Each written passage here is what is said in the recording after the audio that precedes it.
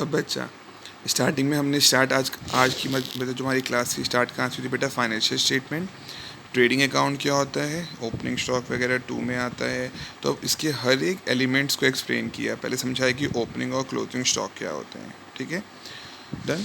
अब इसके नेक्स्ट चीज़ पे आ रहा हूँ, इन्वेंट्री के बाद परचेज रिटर्न बोलो या रिटर्न आउटवर्ड। मैंने कुछ माल परचेज किया था, उसे बाहर वापस कर दिया, तो मेरी परचेज़ कम हो जाएगी, मेरे खर्चे कम हो जाएंगे। तो परचेज़ मेरा 1 लाख था, अगर मैंने परचेज रिटर्न किया 10,000 का, तो मेरी परचेज़ 10,000 से कम हो जाएगी, एक्सपेंस 10,000 से कम हो जाएगी। तो परचेज रिटर्न कहो या रिटर्न आउटवर्ड कहो, एक ही बात होती है बेटा। सेल रिटर्न कहो या रिटर्न इनवर्ड कहो, हमने कोई सेल्स करी थी, तुम्हारी इनकम हो गई, तो कुछ कस्टमर ने हमें माल वापस कर दिया, इन्वर्ट कर दिया, तो हमारी इनकम कम हो जाएगी, तो सेल्स में से इसको कम कर दिया, पक्का।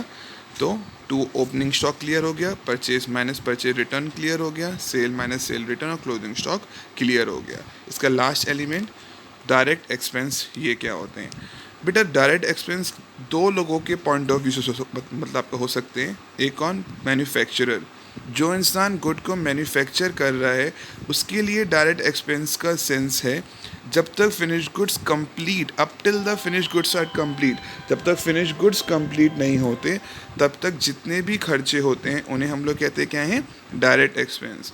तो डायरेक्ट एक्सपेंस मैन्युफैक्चर के हिसाब से हैं, जब तक फिनिश गुड्स कंप्लीट नहीं हो जाते तब तक जितने भी खर्चे हैं, पक्का।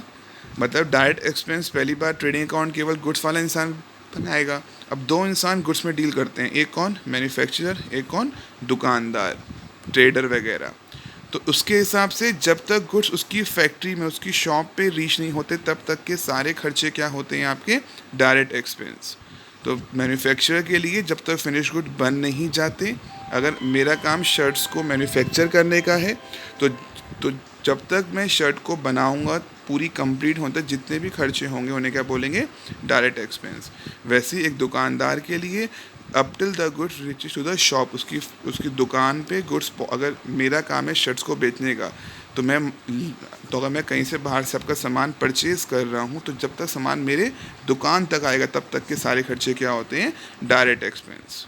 ओके सर, इसके एग्जांपल क्या क्या हो गए? वेजेस वगैरह, जो भी वर्कर वगैरह काम कर रहा है शर्ट को बनाने में, तो वेजेस क्या हो गया आपका? Direct expense. कैरेज इनवर्ड वगैरह, कैरेज इनवर्ड बोलो या फ्रेट इनवर्ड बोलो, बात एक ही है। जो भी, अगर लेट सपोज कोई एक्स इंसान है, वो काशीपुर में आपका सामान को सेल करता है, जो बाहर से आपका सामान आया था, तो बाहर जो आपका स्टेशन से लेके उसकी दुकान तक का जितना भाड़ा है, जितना ट्रांसपोर्टेशन एक्सपेंस है, उसे हम लोग कहते हैं बेटा कैरेज इनवर्ड। कैरेज इनवर्ड बोलो या फ्रेट इनवर्ड बोलो। कोई भी एक्सपेंस जो परचेज पे आया, परचेज करते हो जितना भी खर्चा आया, उससे हम कहते हैं क्या है? Direct expense. तो बेसिकली डायरेक्ट एक्सपेंस 2 लोगों के पॉइंट ऑफ व्यू से, एक कौन? मैन्युफैक्चरर, जब तक वो गुड्स को कंप्लीट करेगा तब तक के सारे खर्चे उसके लिए क्या होते हैं? Direct expense. जैसे इलेक्ट्रिसिटी भी, वैसे इलेक्ट्रिसिटी अगर केवल लिखा हो इलेक्ट्रिसिटी तो वो इनडायरेक्ट है, अगर लिखा हो कि इलेक्ट्रिसिटी का एक्सपेंस मैन्युफैक्चरिंग पे है तो फिर वो किस में कन्वर्ट हो जाएगा? Direct expense. क्यों? क्योंकि एक मैन्युफैक्चरर के लिए इलेक्ट्रिसिटी कहीं ना कहीं इंपॉर्टेंट एलिमेंट है, तो वो उसके लिए क्या हो जाएगा? डायरेक्ट एक्सपेंस, क्योंकि वो उसके गुड्स को कंप्लीट करता है।